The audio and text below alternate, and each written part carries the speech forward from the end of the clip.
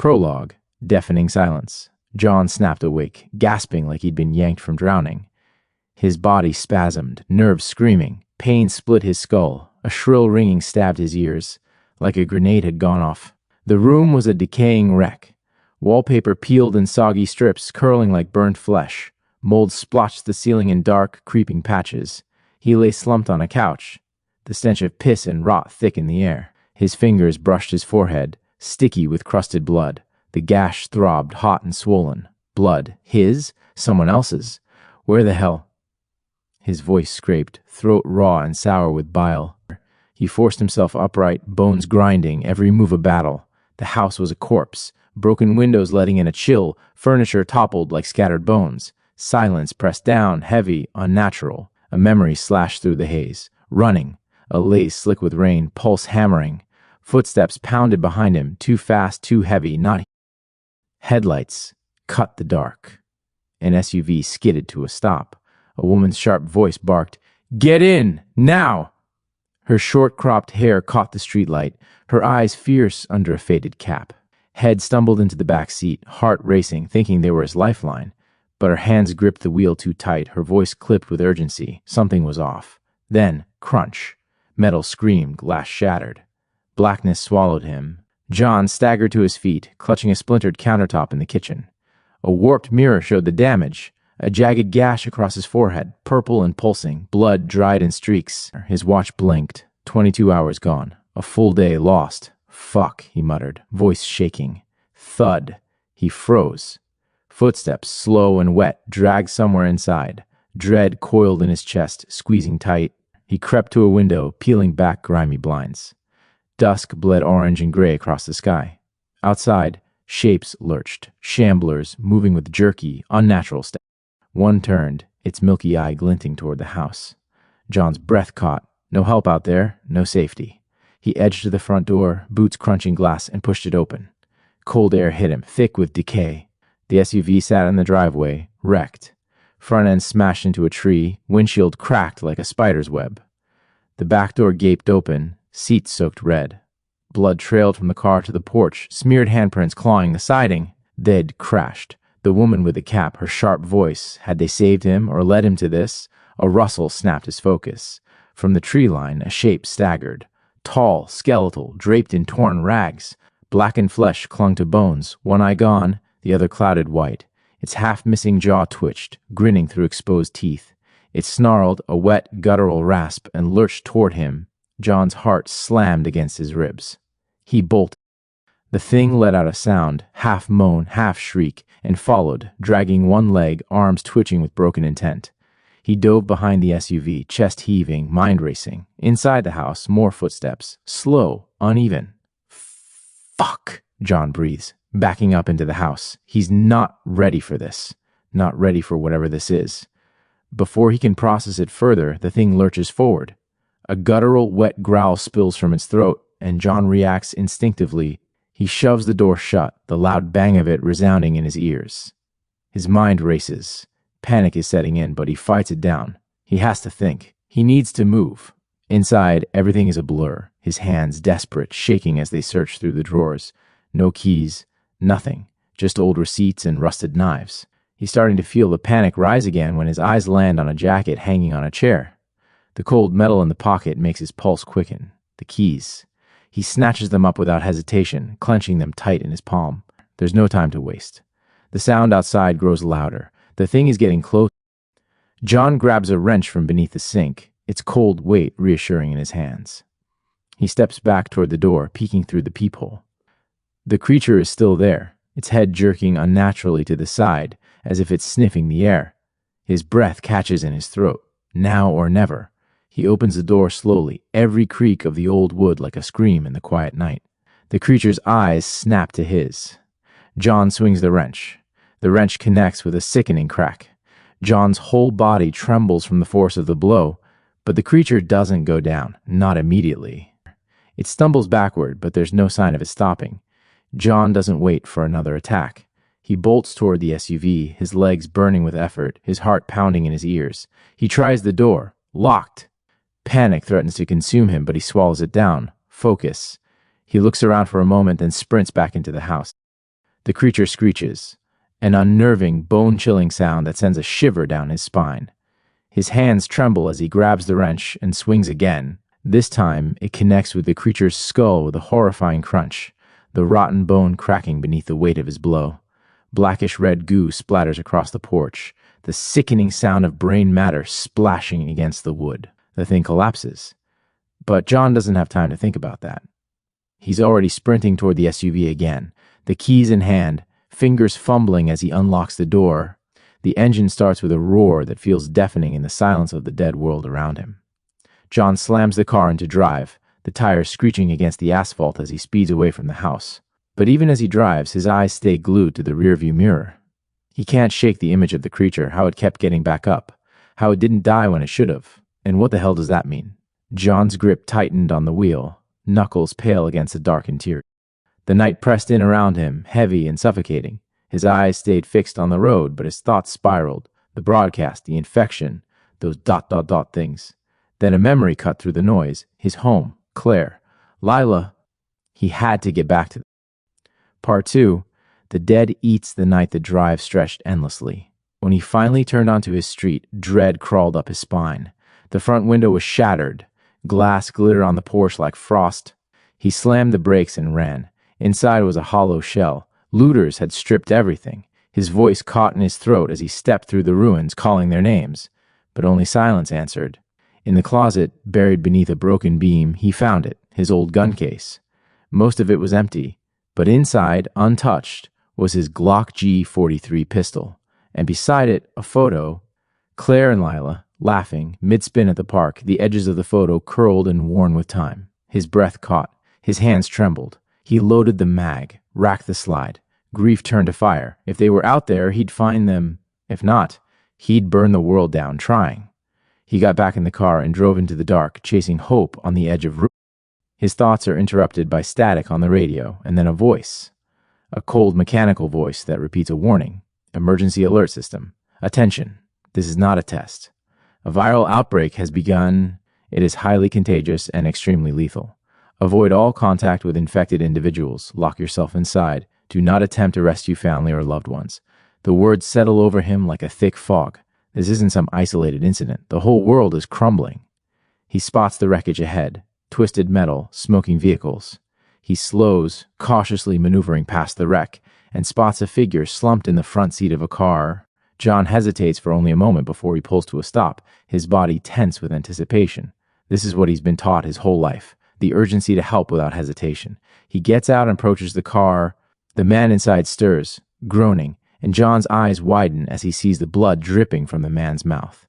John knocks on the window, then taps the glass with his knuckle.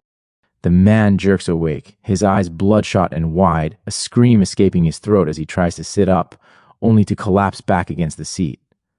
Blood stains his shirt, but it's not from any ordinary wound.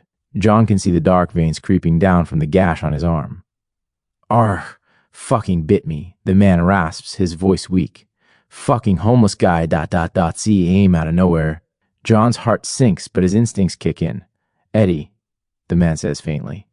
John grabs Eddie, helping him into the SUV. The wound looks bad, spreading with black veins, twisting toward his shoulder. Part 3. Refuge in the ruins. The night is darkening, the sky blanketed by thick, low clouds, and the air feels oppressive, like the entire world is holding its breath. John drives with his eyes scanning every shadow, his knuckles white against the wheel. Eddie's breathing is ragged, shallow, his condition worsening by the minute. His skin is clammy, his body shaking in that strange, unnatural. His body began twitching, like he was having a bad dream. The world outside is a wasteland. Every street they pass looks the same, desolate and abandoned. Here and there, fires burn low, their orange glow painting the edges of the night like dying embers. A child's toy lies discarded on the side of the road. A broken window flickers with light, the soft hum of an electric fan still running in a forgotten home. It feels like the world's pulse is fading, slowly but surely. Then John spots it. A gas station up ahead, its neon lights flickering in a dim, dying way. The sign's broken, half of the letters have fallen off, but it's still standing, stubborn, defiant against the chaos outside. John pulls the SUV into the lot, then into the side garage door that was attached, the tires screeching as he brings the car to a halt.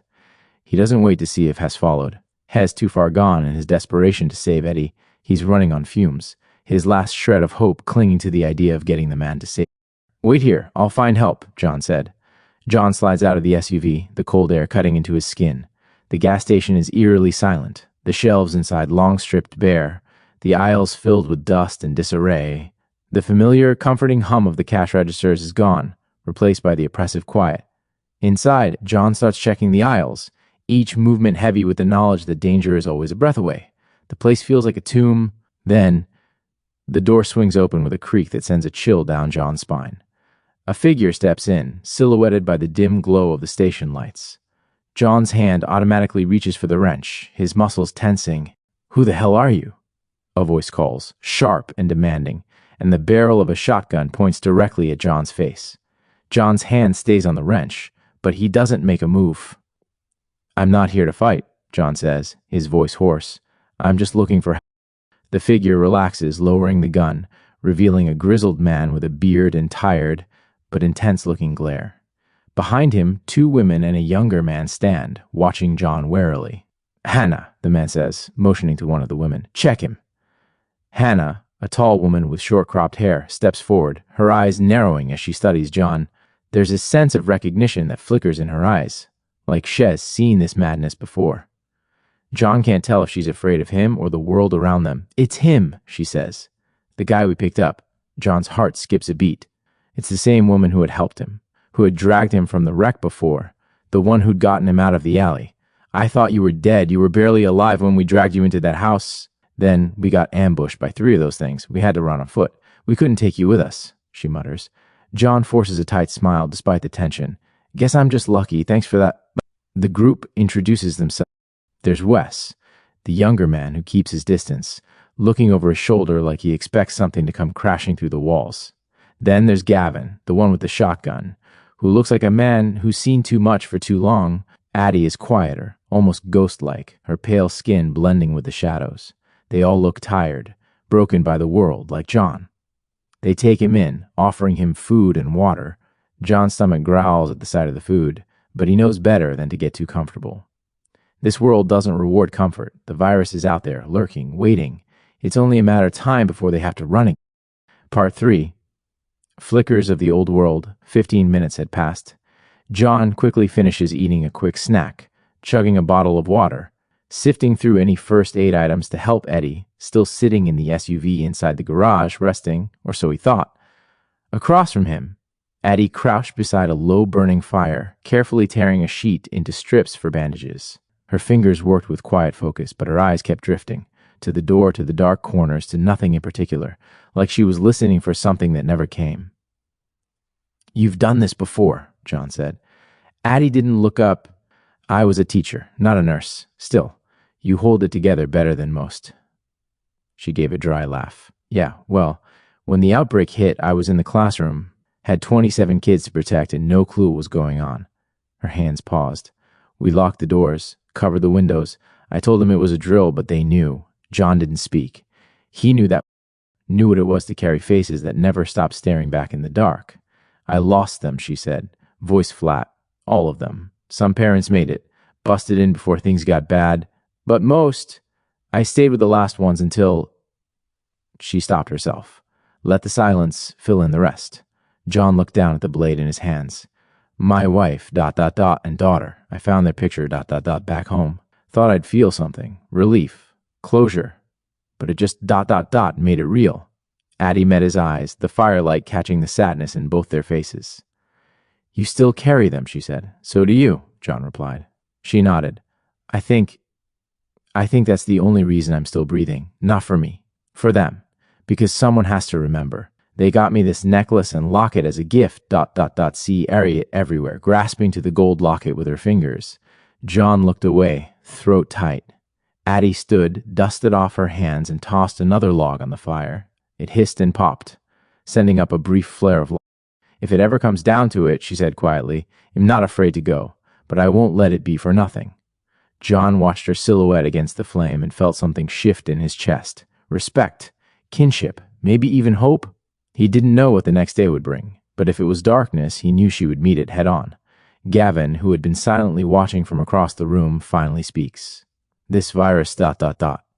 It's like a fever. First, the veins go black, then you start to lose it a few hours and you're gone. Then you come back. But you're not you anymore, just a shell hungry for anything with a pulse. What about those rumors of military shelters for survivors? Out west, Wes finally spoke up, words filled with fear, yet hope. Will you shut up about that already? Gavin snaps. You've been going on about that for 2 days. It's just fucking lies from people who want to believe there's something out there. Gavin just feels that the world didn't owe them anything. John takes it in. He'd seen the signs. The people he ran from were infected, just like the thing that had attacked him outside the house. The creatures. The ghouls. Then it hits him. Eddie. Eddie, John mutters, his heart sinking. He's changing. The others exchange glances, and without another word, they rush outside. Part 4, the turning John leads them back to the SUV, his pulse pounding in his ears. He finds the door wide open, blood smeared across the interior, footprints leading away from the vehicle.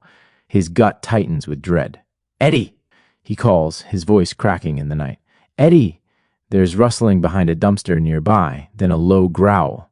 Wes moves in front of John, eyes narrowed, gun raised. The group moves as one unit, silent, methodical, and then there he is.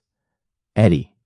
But not the Eddie John remembers. His skin is taut, his veins black and bulging, his body twisting unnaturally. His mouth is stretched wide in a grotesque snarl, revealing blood-soaked teeth.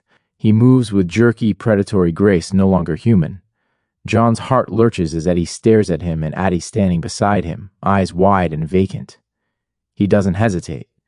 Get down, John shouts. But it's too late. Eddie lunged at Addie with a guttural screech, knocking her hard to the ground. John reacted on instinct, shoving the snarling figure off her with all his strength. Eddie, or what was left of him, hit the floor with a sickening thud, then began to rise, his head twitching, eyes void of humanity, mouth contorted into a snarl. Jesus! ... Eddie. John's heart pounded. That wasn't a man anymore. It was a monster wearing a familiar face. Pop! The blast of Gavin's sidearm, Smith & Wesson shattered the night. Eddie's head erupted in a spray of blood and blackened brain matter, his body collapsing into a twisted heap. The silence that followed was deafening. Addie let out a small, breathless whimper. Addie, are you okay? Hannah rushed over, voice tight with panic. Addie didn't answer right away. Her eyes were wide, dazed. Slowly, she lifted her arm, teeth marks. Time seemed to stop. She knew. John's stomach dropped. The air grew heavy, like the world was holding its breath. They all knew what that meant. Addie's hand darted toward his holster before he could stop. She took his pistol in trembling fingers, the muzzle glinting beneath the moonlight. She felt the cold metal against her temple. No, Addie, what are you doing? Hannah's voice cracked. Addie's eyes met John's. He saw no fear there, just quiet resignation. She knows. She'd seen what the virus did. The hours of agony, the loss of self. The way people screamed before the light left their eyes. I'm sorry, but we all know what'll happen to me, ... This is easier, she whispered. A faint smile and a slow nod. Addie clutches the gold locket tightly.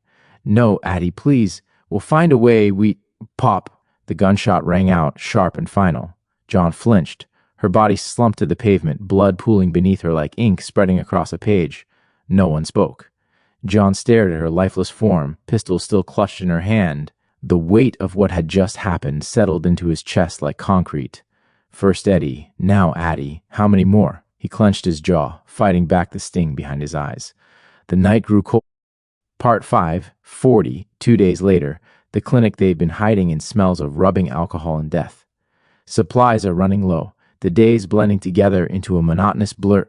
John stands by the window, staring out at the horizon, where the city skyline is nothing more than an outline of ruins. The horizon is dark, like a bruise. The others are inside, their movements slow and deliberate, ghosts of the people they used to be. Wes paced by the door, muttering it has to be real under his breath, eyes darting to the sun beginning to set, still limping from a nasty fall from outside. Gavin sits cross-legged on the floor, carefully cleaning his Benelli M3 tactical shotgun. In the corner, Hannah stares blankly out the window. Her face is pale, gaunt, eyes sunken with fatigue and quiet despair. An hour passes and the room feels emptier than it should. John glances around. Where's Wes? He mutters. No one answers. A cold knot forms in his stomach. Hannah burst through the door a second later, breathless, eyes wide with panic. He's gone, she chokes. Wes is missing. Gavin is on his feet in an instant, shotgun in hand. Fuck. Damn it, he was just here an hour ago. Well, find him. Don't worry. He was talking about those shelters again, saying how we should just get up and leave and how you wouldn't let us leave if we tried. Hannah said, talking to Gavin.